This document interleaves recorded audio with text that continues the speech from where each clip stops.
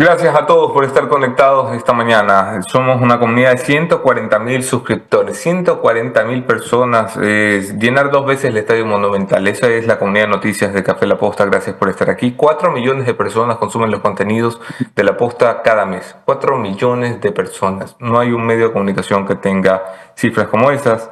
Y somos el programa más escuchado de podcast en Spotify sobre la categoría noticias. Gracias por hacerlo posible, se lo debemos a ustedes. Voy a darle paso a mi invitado esta mañana. Es el exalcalde de la ciudad de Guayaquil, el abogado Jaime Nebot Saadi, es el líder del Partido Social Cristiano, el histórico Partido Social Cristiano. Vamos a ponerlo en pantalla, por favor. Jaime, muy buenos días. Gracias por aceptar la invitación. Bienvenido a Café La Posta. Gracias, Anderson, y un saludo cordial a quienes nos ven y nos escuchan. Vamos a hablar de lo importante y luego hablaremos de lo urgente, al revés de como se suele hacer en las noticias, porque lo urgente hoy son las elecciones, lo importante en realidad es el estado y el futuro del Ecuador, que es lo que se supone se define. ¿Cuál es el momento que atraviesa el país? ¿Cómo lo dibujas? Yo creo que el país está en un muy mal momento, en seguridad, en empleo, en paralización de la economía, en falta de servicios, en incremento de la deuda pública, y eso hace mal a los ecuatorianos. Sin embargo, creo que la actitud correcta no es ser crítico destructivo, sino reconociendo una realidad, plantear las soluciones, porque pienso y practico aquello de que en el Ecuador se pueden resolver todos los problemas si se hace lo que se debe, lo que manda el sentido común, lo que ha funcionado y funciona en otras partes. Y todos esos problemas que he anotado tienen solución. Y creo que eso es lo que los ecuatorianos buscan por cualquier camino. En serio es lo que los ecuatorianos buscan, porque si hablamos de economía, los problemas económicos los venimos arrastrando 2 décadas y son los mismos. Déficit fiscal, mucho gasto, poco ahorro, más generación de impuestos, disminución de la riqueza. Si hablamos de seguridad, el problema es el mismo por 10. Es decir, tenemos más muertos, más narcotráfico, menos regulación, más leyes en favor de los delincuentes. Parece que los problemas del Ecuador siguen siendo siempre los mismos. ¿En serio la gente busca arreglarlos? Yo creo que tiene esa intención que no ha sido correspondida con éxito por los mandatarios desde hace mucho tiempo. En eso tienes razón y coincido. Y no quiero que se quede en un comentario tuyo conceptual, sino respaldarlo con cifras. Y después podemos ver cómo se lo arregla, porque si no parece que estamos precipitando aún más la situación. Sí. Seguridad. Refirámonos solamente a lo que dicen los últimos días. Enero, que todavía no acaba, el mes más violento, el enero más violento de la historia, con más de 600 asesinatos, más de 25 muertos por violencia diarios. Sí. Queremos hablar de empleo. El empleo que alguna vez fue 42% el empleo adecuado, hoy día es 33%. Solo en el último año se han perdido 263 plazas de trabajo, 263.000 personas han perdido su empleo. Y no son datos míos, son datos oficiales del INEC. La pobreza se divide en pobreza simplemente dicha y pobreza extrema. No sé por qué hacen esa diferencia, porque la una es el que gana $3 diarios y la otra es el que gana $2 diarios. Realmente ganas de dividir las estadísticas, porque para mí son iguales. Hay 7.300.000 pobres en el Ecuador de hoy día, entre esas dos pobrezas, o sea, con un promedio de $2.5 por día. Pero en el último año, los pobres nuevos son 920.000 pobres nuevos. Y esos también son números del INEC. Sí. Y aclaro, porque estoy refrendando lo que tú dices, esto no es problema simplemente de que en campaña se ataque al presidente. No, a mí no me gusta dar nombres porque parece, y peor en elecciones, porque parece que uno está concentrado en el asunto de la campaña. Yo creo que hay que concentrarse en rescatar al país. Esto viene cayendo en picada de hace muchísimos años. Se puede ver los últimos 2 años de Correa, luego Lenín Moreno, luego Guillermo Lasso, luego Daniel Noboa. Y a eso es lo que yo me refería. La deuda, por ejemplo, la deuda era 40.000 millones de dólares hace algunos años. Hoy día es 86.500 millones de dólares. ¿Cómo se paga eso en un país que no crece, que oficialmente el Banco Mundial declara que la economía está también en picada? Y eso sin contar el crecimiento poblacional, que hace que la riqueza o la pobreza se reparta entre más. Claro. Entonces, esa es la realidad. Ahora, ¿se puede salir de eso? Sí, se puede salir de todo eso. Se puede generar empleo, se puede generar inversión, se puede lograr seguridad, se puede reverdecer el campo, se puede aumentar la producción petrolera, se puede hacer minería con respeto al medio ambiente. El tema es que no se hace. Y la gran pregunta, lo que yo no entiendo, no es la sabiduría de estas cosas que funcionan, sino por qué lo que se puede hacer bien se insiste en hacerlo mal. Vamos a ir hablando de todo eso, si me permite, Jaime, y tal vez en el orden que lo has ido describiendo para la audiencia de Café La Posta esta mañana, los problemas en el Ecuador, que como les decimos, son muchos, variados y de distintas profundidades. La seguridad, sin duda, el más apremiante, número 1 en todas las encuestas y sondeos de opinión, en interés ciudadano. Es decir, cuando le pregunta a la gente cuál es su principal problema, para todos es la seguridad. Cifras actualizadas hasta ayer, que me ha dado esta mañana Mónica Velázquez, de parte de la Policía Nacional, hemos superado la barrera de las 700 muertes en el mes de enero, hasta ayer, lo repito, 29 de enero, hemos superado 700 muertes, el enero más violento desde que haya registro. Esto no hace más que empeorar, y ya lo hemos probado casi todo. Hemos reformado las leyes, hemos metido militares a la penitenciaría, hemos puesto a las fuerzas a buscar a los narcotraficantes, hemos sacado a los militares a las calles, hemos hecho reforma constitucional para que los militares se queden en la calle. ¿Qué más nos falta por probar? Implementar todo. Porque aquí no faltan leyes, no se cumplen. Pero esto es sencillo. Una parte de la delincuencia tiene causas que tú puedes situarlas en la falta de formación, de educación, de pobreza, etc. Tú no puedes decir que un violador en serie tiene hambre, que las bandas organizadas con armamento sofisticado tienen necesidad de comer y que por eso hacen lo que hacen. Y por otro lado, la sociedad no tiene por qué soportar los efectos de la delincuencia. Entonces, ¿qué es lo que verdaderamente aterroriza a la gente? ¿El problema de la droga? No, el problema de la droga es un problema muy grave, daña a familias, genera una serie de problemas, un problema relativamente nuevo y agudo en el Ecuador. Tiene una forma de manejarse, que debe implementarse. Pero lo que aterroriza a la gente, cuando tu hija, tu familia, alguien de la familia no regresa a casa a tiempo, es el robo, el asesinato para robar, el secuestro, la vacuna, la violación, etc. Esto es delincuencia común. Eso se combate con una política de Estado, no de ministro ni de gobierno. En materia de seguridad, todas las acciones, no algunas, entre todos, sin excluir a nadie, permanentemente, no cuando se da una estadística y entonces hay que preocuparse del tema, todos los días, con el dinero suficiente, porque sin dinero no hay compra de equipos, no hay compra de armamento, no hay compra de tecnología, no se puede hacer inteligencia, etcétera, etcétera. Coordinando todo entre todos los actores sin invadir competencias, con una evaluación independiente y con rendición de cuentas permanentemente. Y por otro lado, pongo un ejemplo fácil de entender. Si utópicamente tú pudieras capturar a todos los delincuentes y los entregas a la justicia, ¿se acabaría por eso la delincuencia? No, porque hay jueces y fiscales sinvergüenzas y corruptos, no todos por supuesto, ni mucho menos, que los ponen en libertad con absoluta rapidez, violando la Constitución y las leyes.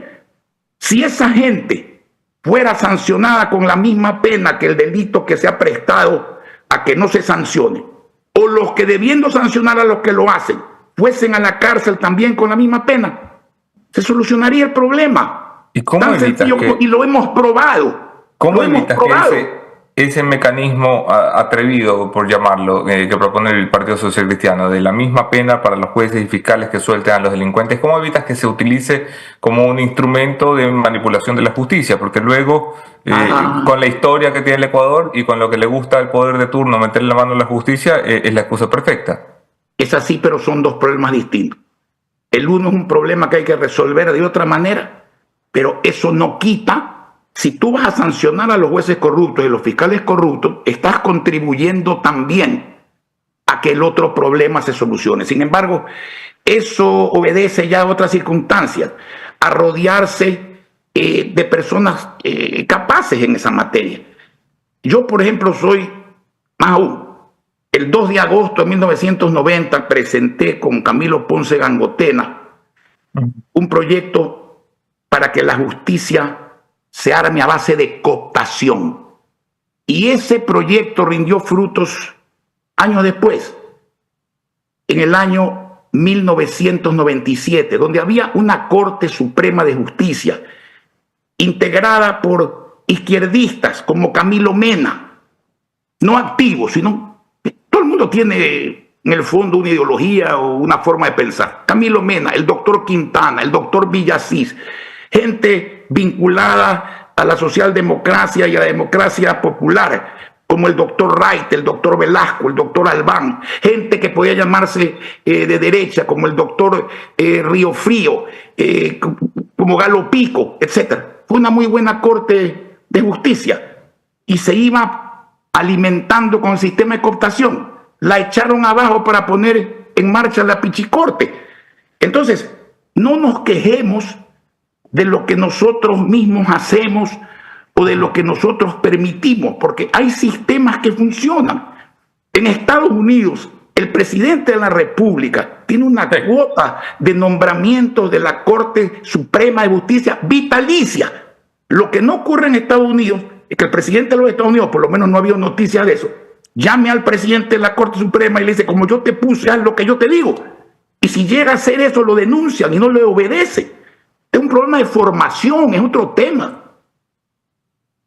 En la práctica, si uno mira la receta racional que está surgiendo en esta conversación, Jaime, en la práctica el gobierno ha hecho algunas de las cosas. Dice, a ver, sin plata no hay lucha contra la delincuencia.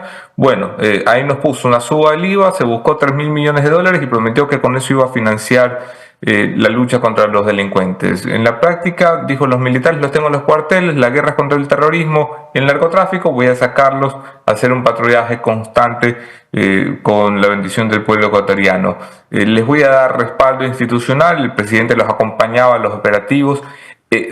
O sea, si uno mira la receta, yo puedo decir check, check, check, check, pero por alguna razón las cifras dicen el plan fracasa, no funciona.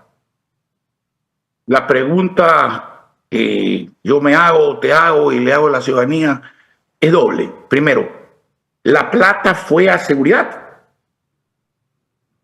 Los datos dicen que no. Si miramos el presupuesto de este gobierno, el del gobierno anterior, la inversión, entre comillas, es la misma. Veo funcionarios pidiendo dinero al pueblo cuando la plata del pueblo, a través del incremento del IVA, respecto al cual nosotros votamos en contra, como siempre, precisamente porque sabemos por experiencia que la plata de los impuestos, como son de uso general, no van a donde se dice que van.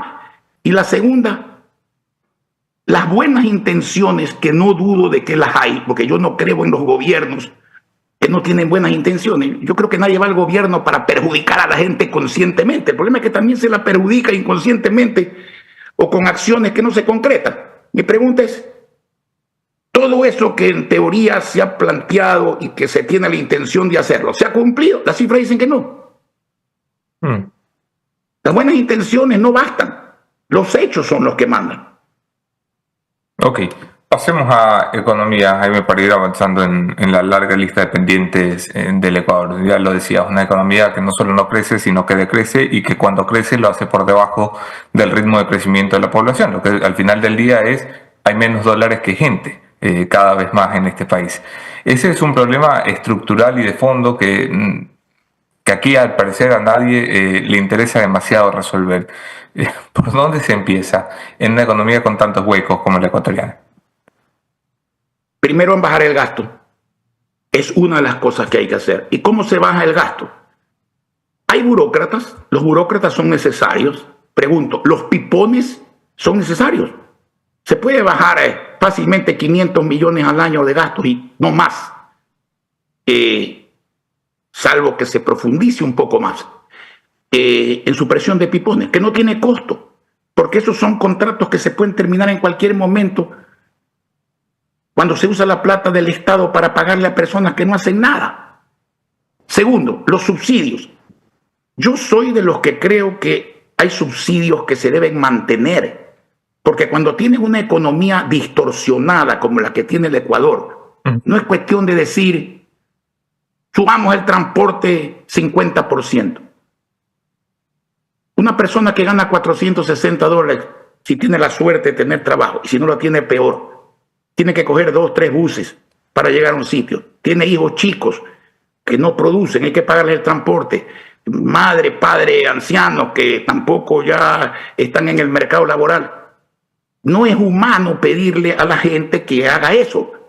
No es humano quitarle a un agricultor pequeño, a un pescador artesanal, a un ganadero pequeño, que no le dan lo que tienen que darle para tecnificar y hacer rentable su negocio. Ya podemos hablar de eso.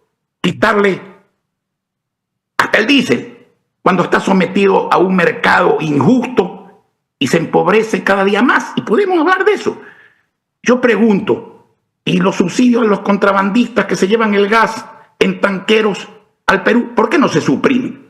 ¿Por qué no se suprimen los subsidios a las grandes empresas mineras que pagan 5 centavos de dólar por el kilovatio hora de energía, mientras la gente pobre empieza su escala en 7 centavos?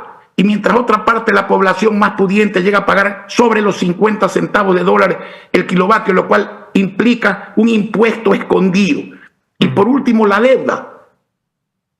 La deuda debe ser pagada jurídicamente, moralmente, sí. Pero económicamente, en un país que no crece, que no tiene empleo, cuya economía no se mueve, tú tienes una deuda que va creciendo exponencialmente. No es pagable una deuda de 86.500 millones de dólares, que pronto serán 90.000, no es pagable en la forma que está estructurada.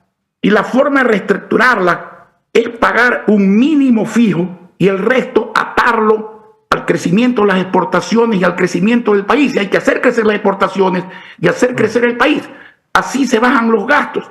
Los ingresos provienen del crecimiento económico, no de la impuestomanía. No lo digo yo, lo dice el sentido común, lo dicen los países, lo está proponiendo Trump en estos momentos. El número 1 de las Naciones Unidas, Guterres, le dice claramente al Fondo Monetario Internacional, dejen de hacer esto, ustedes van a ser los causantes de que los países no paguen las deudas, están matando el crecimiento. Yo pregunto, ¿no se puede hacer crecer la producción petrolera? ¿Cómo pudo Colombia, que estaba muy por debajo de nosotros en eso, realmente duplicar la producción, mientras nosotros, que lo prometimos, ahora en el fondo estamos en menos de cuando se hizo la promesa? No se puede hacer. Colombia se llevó su petrolera al sector privado, ¿no? A ver, yo no soy partidario de que todo depende de la persona que administre, pero las personas somos transitorias. Y te lo digo por experiencia, las personas somos transitorias. ¿Qué hizo el señor Menem con grandes aplausos en la Argentina de su época? Vendió la petrolera y después siguió la misma marcha y se quedó sin el activo. Yo lo que creo que hay que hacer es que internacionalmente se abra la puerta a las administraciones eficientes, correctas y productivas sin sacrificar el activo. ¿Cómo puede ser posible que Petroecuador tenga más de 50 años sin balance? ¿Tú conoces el balance? Nadie conoce, no existe el balance de la empresa más grande e importante. Es una república aparte. Entonces, eso tiene que cambiar. No se puede hacer minería y al mismo tiempo, con la tecnología de hoy, tener una mitigación sometida a las reglas europeas. Claro que se puede. ¿Por qué la plata de los asegurados, 500 millones de dólares mensuales, no se invierten en el país en la economía para generar crecimiento y empleo, para que los asegurados tengan lo que hoy no tienen: atención médica, préstamos para la construcción, pensiones jubilares dignas. ¿Por qué no se hace? Y más aún, ¿qué se está proponiendo hoy día? Que el descuento, o sea, que el aporte del trabajador entre aporte patronal y laboral, que hoy día es de 21%, pase al 30%. Esto es otro impuesto. ¿A dónde va esa plata? A la caja chica de los gobiernos, que la usan para pagar básicamente la deuda externa, sacrificando la vida de las personas. Y digo la vida porque aquí se muere la gente por falta de diálisis, pero no conozco un acreedor externo que se haya muerto porque le difieran un pago con intereses. Las prioridades están cambiadas. Claro, porque la gente que necesita diálisis no le ha pagado la campaña a los políticos para que vayan a gobernar el Ecuador, ¿no? No es que no le pagaban la campaña, es que los que pagan la deuda externa no la están pagando con la plata del Estado, que a su vez es plata de la gente, la están pagando con la plata propia del aportante. Eso es inaceptable. ¿Y qué quieren hacer con las pensiones jubilares? Hoy se calculan sobre las 5 últimas mejores. Quieren calcularlas sobre las 15 últimas. Eso es hablar en castellano, bajar la pensión jubilar en vez de subirla racionalmente. Pero estábamos hablando de crecimiento. Es que si tú metes 500 millones de dólares mensuales en la economía, va a haber crecimiento. Si tú a las empresas privadas le bajas los impuestos, pero los obligas a subir el salario en la misma medida, y si paralelamente bajas impuestos a la persona natural también, va a haber más compradores, más pagadores, más ventas, más cobros, y por eso sin subir impuestos, bajándolo, más recaudaciones para el Estado. Pero aquí se hace todo lo contrario, por eso es que estamos como estamos. Y no lo estamos diciendo tú y yo o los muchos que sabemos de esto, lo están diciendo las cifras del Estado, pero se sigue haciendo lo mismo. Hubo un rollo este fin de semana último que no se ha tratado en el Ecuador de forma debida todavía. Me refiero al impasse Petro-Trump, Jaime. Y ahí hay una discusión de profundidad, que es, hay una política que tiene hoy la administración Trump en los Estados Unidos de deportar a los que están de forma irregular en su país. Y hay una realidad que es que a estos señores, estas personas, estas madres, estos niños, estos padres, los traen encadenados de vuelta a sus países. ¿Cómo se equilibra ahí el derecho a reclamar por la dignidad de las personas con no cometer la idiotez de reventar la relación con el principal socio comercial e histórico del Ecuador? Vamos a ir despacio. En derecho internacional hay 2 principios fundamentales: la no intervención y la libre determinación de los pueblos. Sí. Nos guste o no nos guste, sea justo o injusto, sea conveniente o inconveniente, Estados Unidos tiene el derecho de tener una política migratoria. Y eso no se puede discutir. ¿Por qué se ha llegado a eso? Porque los países de donde se genera la migración hacia Estados Unidos y otras partes no han hecho lo necesario para que la gente se quede. Peor, para que la gente que se fue regrese. Hacemos lo contrario, hacemos lo necesario para que la gente se vaya. Sí.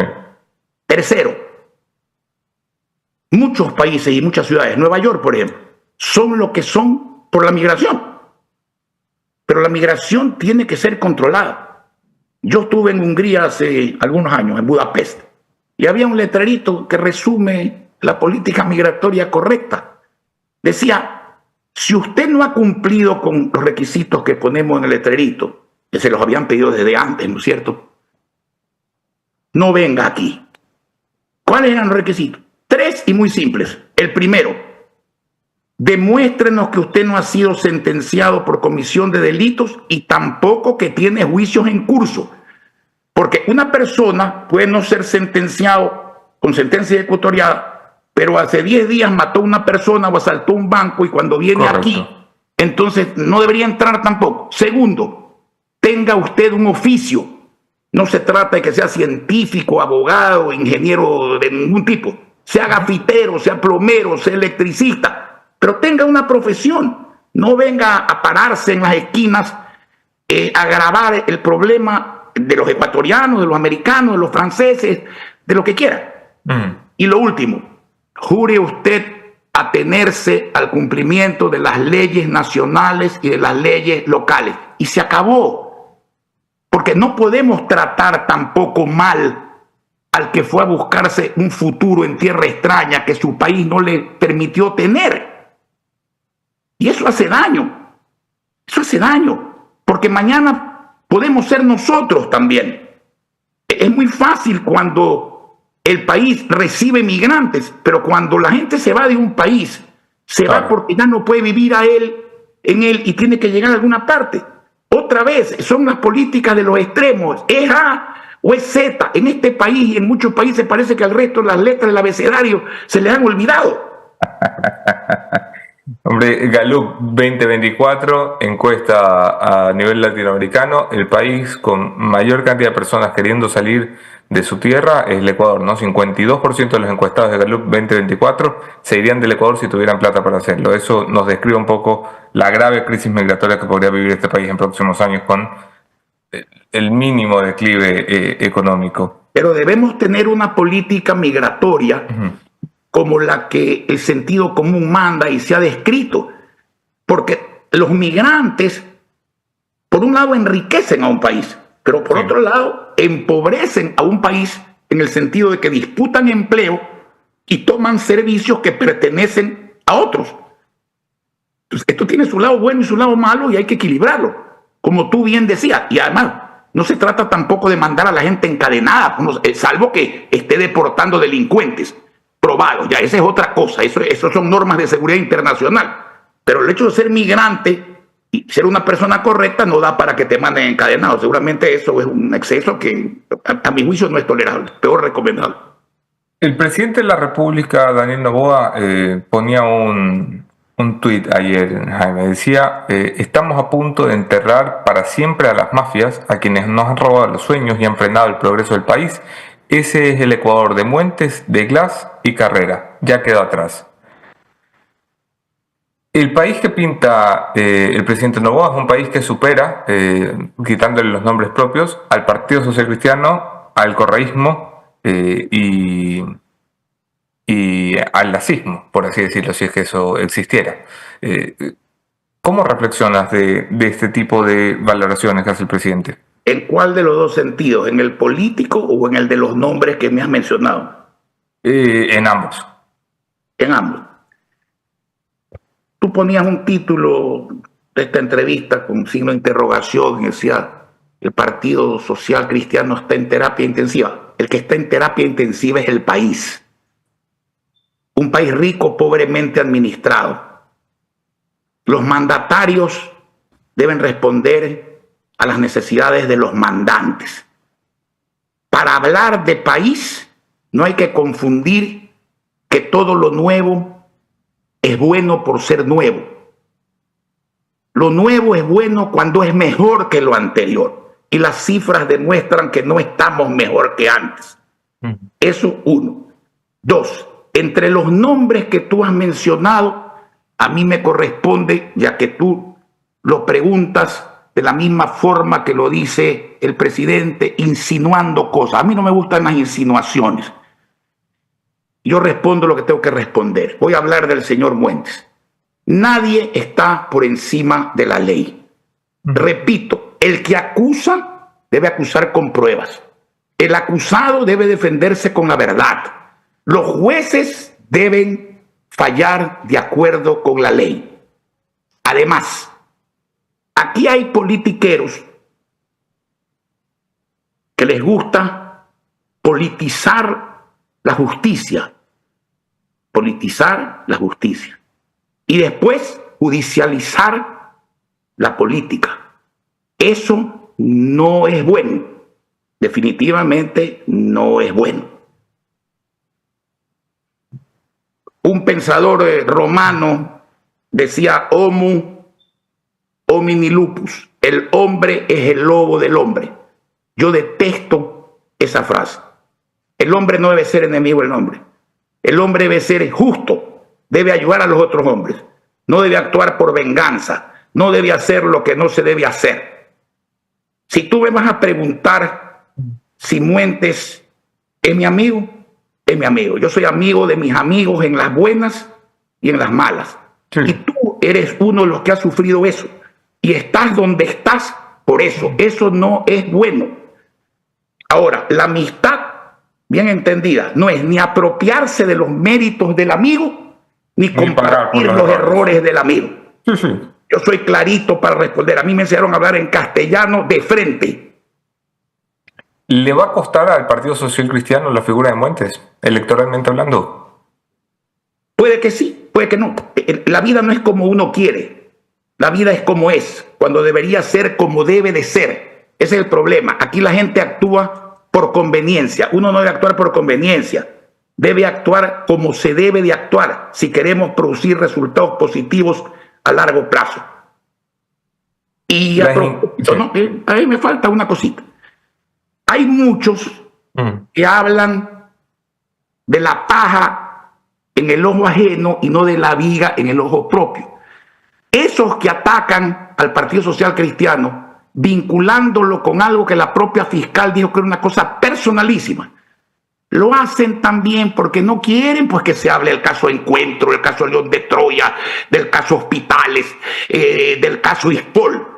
Respecto de eso, la connotación de lo que acusan a Fuentes con las acusaciones de esos otros casos, el uno es de este tamaño y el otro tendría que abrir los brazos más allá de la pantalla. Las encuestas, Jaime, las encuestas... Justicia a la medida, como trajes a la medida, hasta que los midan a ellos. Las encuestas nos están pintando un país que no puede ser. Lo decía yo al inicio de este programa. Es imposible que, con las encuestas que hay, que Luisa González vaya a ser presidente y que Noboa vaya a ser presidente al mismo tiempo. Alguna encuesta tendrá que estar mal, lo veremos el 9 de febrero. Pero entre las cosas que nos dicen las encuestas, nos pintan el que podría ser el peor resultado histórico del Partido Social Cristiano. Un resultado de un solo dígito por debajo del 2, del 3% según la encuesta que uno mire. ¿Te preocupa, te asombra? Mira, las encuestas en los últimos tiempos han fallado tanto. ¿Qué porcentaje tenía Rafael Correa en la primera vuelta electoral? Lucio nunca figuró en las encuestas. Sí. Daniel Noboa tenía un porcentaje muy pequeño en la primera vuelta electoral. La consulta que iba a ganar el señor Lasso abrumadoramente, la perdió abrumadoramente. El señor Trump no iba a tener el voto popular, iba a perder en los estados difíciles y ganó en los estados difíciles y barrió en el sector popular. A 9 días de las elecciones, te soy franco, prefiero esperar al domingo 9 para ver el resultado. Lo que sí te voy a decir es lo siguiente. Sí es importante quién gane, yo no puedo negar eso, pero más importante de quién gane, y a propósito, soy claro, yo voy a votar por el señor Kronfle y voy a votar por Diana Palley porque creo que son dos personas serias, decentes, con experiencia, con conocimiento, con decisión y con corazón para servir a la gente. Lo cierto es que alguien va a ganar, pero más importante de quién gana es qué va a ser el que gana. De eso se tiene que preocupar el pueblo ecuatoriano.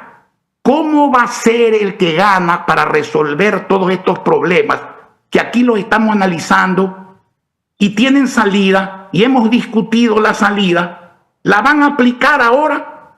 Si antes no tuvieron la oportunidad porque no fueron nada, lo lógico sería que apliquen las medidas que den resultado. Y si antes tuvieron la oportunidad y no lo hicieron, sería bueno que rectifiquen y que lo hagan, porque el pueblo lo que merece es un futuro próspero, un futuro que les permita salir de la pobreza, salir de la inseguridad, un agro que se entienda que el agro es la columna vertebral del país y que no se lo atiende con 1% el presupuesto, 1%, 350 millones de dólares, tú podrías tener un agro rentable, un agro que se recupera en un año, porque hay 3 cosechas de arroz, hay 3 cosechas de maíz, 3 cosechas de papa, 3 cosechas de camarón. Sí. Una parición con inseminar 500,000 vacas a $40 la pajuela de un toro que vale $1 millón en los Estados Unidos. Con $20 millones, tú reverdeces la ganadería con más carne y más leche, en vez de importar suero de leche para liquidar al agricultor y al ganadero pequeño. En vez de hacer lo que no se debe hacer, de no vacunar eficientemente contra la aftosa. Ahí está Paraguay, octavo exportador de carne en el mercado mundial. Y antes una hacienda más manejada. Sí. Ahí están otros países que exportan trigo tropical cuando aquí mataron el trigo de la sierra. Entonces, hay mil cosas que se pueden hacer con muy poca plata, pero si uno dilapida la plata, entonces viene esa vieja expresión del presidente Reagan, ¿no es cierto? Dicha en varias formas. Cuando el Estado es más grande, tú eres más chiquito. Cuando el Estado es el que manda, tú no pintas nada. Cuando un hombre dilapida su dinero, quiebra. Cuando el Estado dilapida el tuyo, tú quiebras. Si no aprendemos eso, merecemos nuestra suerte, mi amigo, desgraciadamente. Porque la democracia no es la voz de Dios. El pueblo no es la voz de Dios. La democracia es la decisión y la voz del pueblo. Y la mayoría tiene que ser respetada. Pero la mayoría no significa que la mayoría tiene razón. La razón hay que buscarla y hacérsela dar. ¿Se equivocan los pueblos, Jaime? Claro que se equivocan. Todos nos equivocamos. Lo que pasa es que algunos rectificamos y otros insistimos en el error. Pero eso es democrático. Lo que no es sabio, que es otra cosa. El Partido Social Cristiano, que como suelo decir, lo matan antes de cada elección y todavía nos toca entrevistarlos, ha sobrevivido a crisis tras crisis tras crisis. Sobrevivió incluso al llamado fin de la partidocracia, como uno de los últimos supervivientes de esa revancha en urnas que diera Correa contra los partidos institucionalizados. ¿Están pasando hoy por una crisis los partidos, Jaime, incluyendo el PSC? A ver, diferenciemos el momento, siempre se analizan estas cosas justo antes de las elecciones, ¿no? De la filosofía. Así como yo no creo en la izquierda y no creo en la derecha, porque para mí hay una sola ideología, la del éxito, lo que funciona, la prosperidad, lo que cura la pobreza. Yo no creo en los partidos políticos como fin. Ese es el error. Partidos políticos son medios para conseguir los fines que convienen al pueblo. Son canales de opinión pública coincidente. No son nada más. Y en cuanto a lo otro, no te preocupes. Esa vieja frase que dice los muertos que tú mataste gozamos de buena salud, se repite siempre. Entrevistarás pronto a los miembros del Bloque Social Cristiano en la Asamblea Nacional. Seguramente. Oye, esta mañana es noticia la decisión de la justicia sobre la vicepresidenta. No quiero que te pronuncies sobre la justicia. Me gustaría sacarte una opinión sobre el enrollo que hay en el Ecuador con esto de tener una vicepresidenta nombrada por un decreto, el presidente mandando a la vicepresidenta a la Conchinchina, y un país donde al final al presidente no se le exige pedir licencia y jugar en igualdad de condiciones. Yo no comparto en absoluto las tesis económicas y sociales de la señora vicepresidenta, y quiero ser absolutamente claro. Tampoco comparto lo que se ha hecho con ella para evitarle cumplir sus derechos constitucionales. El problema aquí no es el embrollo entre la pelea entre el presidente y la vicepresidenta.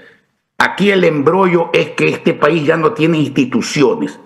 Como tú decías hace unos minutos, se ha vuelto un papel que tiene pinta de ley, pinta de constitución y que no sirve muchas veces ni como papel higiénico, y eso es lamentable. La Corte Constitucional ha sido siempre crítico de la Corte. Yo recuerdo que algún día en la entrevista me dijiste no puede ser que la Corte Constitucional sea la única institución que no sea sometida a pesos y contrapesos. ¿Se ha reafirmado esa opinión que tienes en la Constitucional después de todo esto? Quiero decirte que la Corte Constitucional es uno de los últimos reductos donde la mayoría de la gente conoce de derecho y actúa bien. La mayoría, yo no digo, nunca generalizo, no todos son malos, no todos son buenos. Yo vuelvo a rescatar un principio democrático que se viola en el Ecuador. No debe haber autoridad, por jerárquica que sea, colectiva o individual, que no responda ante nadie. Y la Corte Constitucional no responde ante nadie. En teoría, de los 9 miembros, 5 hacen mayoría y son más importantes que el pueblo y más importantes que el presidente de la República. Incluso se ponen trabas constitucionales, se han puesto trabas constitucionales para que el pueblo se pronuncie y pueda reformar una constitución. Y te quieren llevar a una asamblea constituyente, que este tema, si me das un minuto, sí creo que es interesante tocarlo. Sí. Cuando, si queremos ir a la ruina, de verdad, debemos ir a una asamblea constituyente. ¿Qué es la asamblea constituyente en la práctica y qué es en lo jurídico? En la práctica, imaginémonos esto, ecuatorianos, es la misma asamblea de hoy con poderes absolutos. ¿Alguien consciente puede empujar eso? Porque no va a ir pues, a la asamblea Camilo Ponce, que va a recitar, ni Eloy Alfaro, ni Winston Churchill, que no podría porque es inglés. Los que van a ir son los mismos, los inteligentes y correctos, que son la minoría, y otros que dejan mucho que desear. La consulta popular, contexto, podríamos hablar de las diferentes formas de consulta, no quiero confundir a las personas. ¿Desde cuándo el pueblo está sujeto a autoridades? El pueblo está sujeto a la Constitución, sí, a la ley, sí, pero el pueblo directamente puede y debe cambiar cualquier cosa sin que nadie se oponga a eso. Si tú redactas la pregunta, el pueblo vota por el texto, entonces el presidente de la República y los señores congresistas, asambleístas no tienen que decir ni pío. ¿Qué es lo que pasa? Que en campaña ofrecen una cosa y llegan allá y hacen lo que les da la gana. Por eso las constituyentes han parido constituciones que cada cual es peor que la otra. Bueno, si y que están los planes... si lees por ahí el último caudillo de la oligarquía sobre Velasco Ibarra, vas a oír y ver la opinión de Velasco Ibarra sobre este tipo de cosas hace 50 años, no ayer.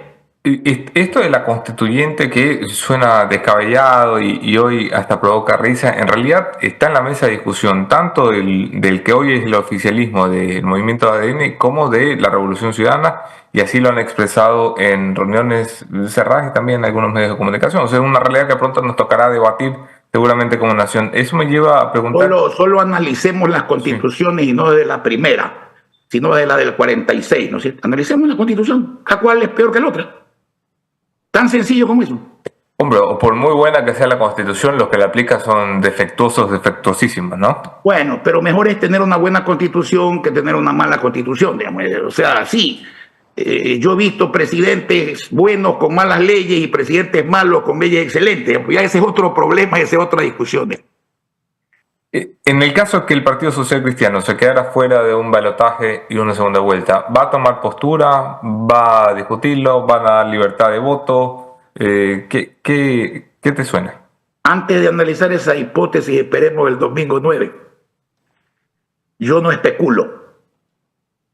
¿Hay forma alguna de que si no lleguen al poder, ustedes participen de un gobierno ajeno? No. Y te voy a decir por qué. Porque la experiencia nos ha demostrado que en este país la buena fe no sirve, el desprendimiento no sirve. Y me gusta poner ejemplos.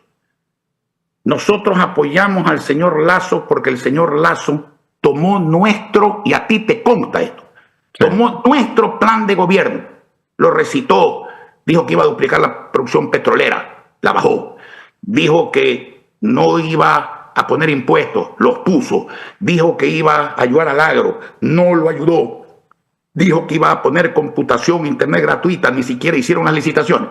Entonces, no eligió a Cronfle, no importa, eso fue una traición a la palabra. Pero eso en política, oye, ya con los valores, con B grande debe ser que hay ahora, porque los de chico, de B chica ya no hay, digamos. Los valores no hay ya. Pero pudo haber ejecutado el plan de gobierno y servir al país. Entonces, nuestro desprendimiento, ¿sabe cuándo lo demostramos? Cuando el día que violó su palabra, ahí quedó su alianza. No estábamos ahí para tener puestos públicos. Luego pusimos de candidato a Jan Topic. Lamentablemente no fue a segunda vuelta. Apoyamos al señor Noboa porque teníamos coincidencias con él. En muchas cosas, no en todas, porque él tiene derecho a tener discrepancias. Tampoco hizo lo que tenía que hacer a nuestro juicio. Entonces, ¿qué sacamos nosotros? Participar de un gobierno para que el gobierno haga cosas que nosotros no estamos de acuerdo, no por capricho, sino porque creemos tener razón en las que proponemos. Y aquí voy a acabar diciendo algo que debe ser aclarado. El social cristianismo es aliado del correísmo.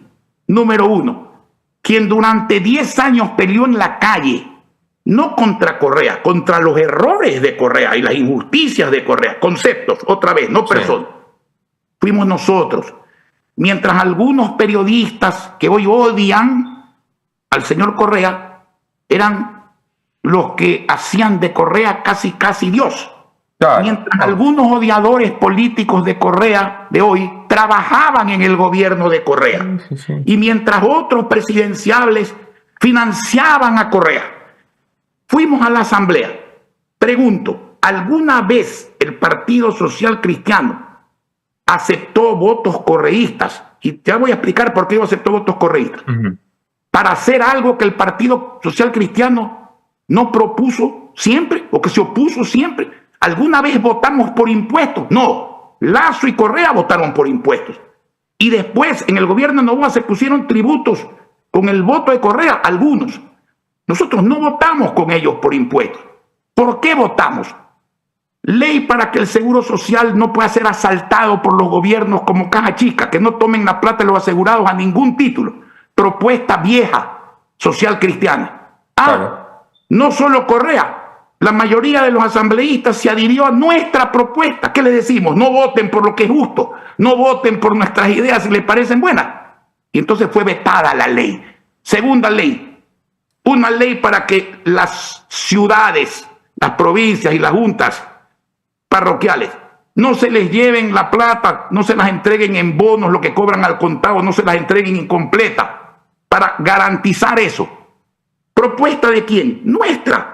Son parte, y tú lo recuerdas porque acabas de mencionar la famosa consulta que propusimos y que fue negada por inconstitucional cuando nunca pretendió reformar la Constitución, sino las leyes. Desde allí proponemos eso. Se une el correísmo y 50 votos más, inclusive algunos de ADN. Y la veta el presidente de la República. Y la última, un código agrario para que los agricultores tengan semillas, los pequeños, semillas gratuitas para producir más.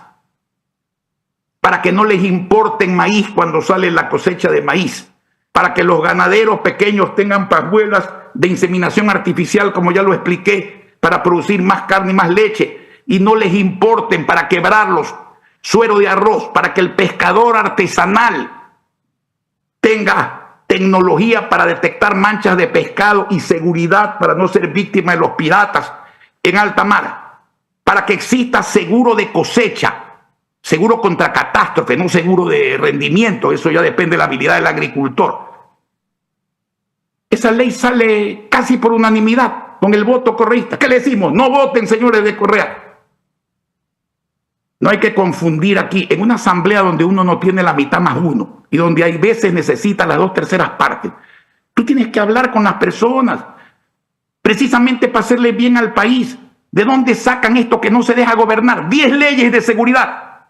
Todas las leyes que mandaron desde el punto de vista de reformas, de incentivos para invertir, etcétera, todas fueron aprobadas. Pero las que no les gustan, entonces cuando les gustan, está bien. Cuando no les gusta, uno es correísta. ¿Por qué proyecto correísta hemos votado nosotros? Nosotros conectamos ponerle impuestos al país manoseando la libertad y la prisión de Glass. Perdóname la procacidad, pero que no vengan con pendejadas a estas alturas del partido. También estas son cosas que repite muy poquita gente y aunque lo hagan de forma muy intensa y muy escandalosa, vamos, no voy a abundar sobre las diferencias públicas que tengo con muchos de mis colegas, pero uno no puede tener unos principios un día y mañana otros. Repetida 1000 veces y no siempre por el hecho de ser mentiroso gratuito. Hay que responderle con la verdad dicha 1001 veces. Y entonces esto tiene un efecto. El que miente tiene un problema grave. El que cree las mentiras tiene otro que puede ser más grave. La vida es así. Cada cual se labra su destino, mi querido amigo. Las casualidades no existen en la vida. La Asamblea Nacional, Jaime, hace poco hablabas y decías hay una minoría culta, educada y luego está el resto, ¿no? Para evitar catalogarlo. La Asamblea viene siendo un problema que es que cada vez que nos juntamos a discutir sobre la Asamblea, parece que no puede ir a peor y va. No tocamos fondo con la Asamblea Nacional. Los perfiles siguen siendo menos formados, más vulgares, menos competentes, menos capaces. Hay muchas discusiones de cómo mejoramos, cómo subimos la vara para, no te digo que antes tuvimos la Bundestag, pero que por lo menos tengamos una sociedad de eso, cívica. Hay dos cosas que analizar. Dame un segundo que quiero que veas algo. Antes de eso, quiero que veas este video que le pedí a mi producción que lo cortara un cachito. Es ex integrante del PCC, mírala. Oye, ¿y esta puerta de acá? La 6. ¿Será que la abrimos? No, Ferdinand. Eso es parte del viejo Ecuador. No te merecen cosas como esta. Gente que militó en tu partido y que luego, pues, no solamente se cambió de bando, sino que dice que es parte del viejo Ecuador. Hay que abrir las 7, pero no se ve bien que ahí está el motivo por qué se fueron con las 7. Nadie se va gratis, mi amigo. ¿Cómo se cambia eso? Desgraciadamente cambiando de mentalidad y cambiando de gente muchas veces. Y la gente ya no tiene consistencia. Mira, hoy comprar diputados es una habilidad política. Sí. El primer cambio de camiseta se llamó el clavijazo, porque fue obra de un señor Clavijo que vivía en Cañar. Por ese acto inmoral lo obligaron a abandonar la provincia. Amigos y adversarios. Pero ya no, la moral ahora se llama habilidad política. Y no es gratuita tampoco. Si fuera una habilidad gratuita, bueno, interesante de analizar. Pero en todo caso, ¿qué pasa? Mucha gente dice hay que volver a la bicameralidad, o sea, a un Senado. Yo te pregunto, tú coges la Asamblea actual y la divides en Senado y diputados, con la misma gente. ¿Tú crees que la cosa cambia? ¿Sabes por qué funcionaba el Senado? Porque en el Senado había algo que después abolieron, una especie de democracia indirecta. Había por la costa y por la sierra representantes de los agricultores, sí, de los ganaderos, de los educadores, de las Fuerzas Armadas, del comercio, de la educación. Entonces, esa gente ponía el equilibrio para morigerar las cosas que se cometían en la Cámara de Diputados. Y segundo, yo creo francamente que hay que revisar, al menos para asambleístas, la disposición de que no exista reelección. Sí. Estados Unidos, el señor Biden, ¿cuántos años? Décadas. Hombre, porque la curva de aprendizaje de un senador y de un congresista, o sea, los 8 años están terminando de aprender cómo es el trabajo y justo se tienen que ir, no volver. Sí, ¿no? Incluso en aquello que lo que natura non da, Salamanca non presta, digamos, ¿no es cierto? Entonces, los años cuentan, No hay en los Estados Unidos senadores que tengan menos de 15, 20, 25, 40 años en una democracia madura. Yo no digo que esto se eleve a todas las dignidades, pero hay errores que se cometen y yo creo que tienen que ser corregidos, porque si no, mi amigo, van a aprender y hay veces no aprenden lo que deben aprender, sino lo que no deben aprender, que es peor todavía. Jaime, ¿eres optimista o pesimista sobre el futuro del Ecuador? Yo siempre soy optimista, porque este es un país pequeño, que tiene todos los climas, que tiene todos los productos, que tiene gente buena, que se pueden resolver las cosas. Mi optimismo con el país siempre. Mi pesimismo es un pesimismo retroactivo, porque no veo que se hace lo que hay que hacer y hay que seguir luchando para que se haga lo que se tiene que hacer. No combatiendo a las personas, no odiando a la gente, no ejerciendo venganza, no siendo sectario, sino hay que luchar por las tesis que uno cree contra tesis que no funcionan, al menos a nuestro juicio. Los otros tienen el derecho de luchar al revés, pero dentro de una convivencia civilizada, pues donde tengamos por delante el bienestar de la gente, donde entendamos que gobernar es servir, y servir es cambiarle para bien la vida a la gente, y especialmente a la gente pobre, con obras que hoy día no hay, con servicios que hoy día no existen, con empleo que hoy día decae, con una economía que crece en vez de decrecer. Eso es todo. ¿Estás retirado de la política? De la política electoral hace muchos años. Me fui después de 19 años de ser alcalde, hace 6 años. De cuando algún amigo me invita y creo que es importante dar una opinión, no. Porque creo que para algo puede servir la opinión que uno da después de tener la experiencia que uno tiene. Además, no lo digo yo, lo dice el pueblo. Yo me fui de 19 años de alcalde con 86% de aceptación y cambié una ciudad que en el año 17, que ahora se lo pone como base de comparación, siendo malo, nosotros rebajamos la pobreza crítica. Guayaquil es la ciudad más equitativa del Ecuador, invertía 85%, gastaba 15%, la gente tenía autoestima. Se puede, claro que se puede, si uno quiere, sabe y siente la obligación de servir especialmente a los más pobres. Jaime Novotzadi, exalcalde de la ciudad de Guayaquil y líder social cristiano. Gracias por aceptar esta invitación para conversar, Jaime. Gracias a ti, Anderson. Un abrazo. Bueno,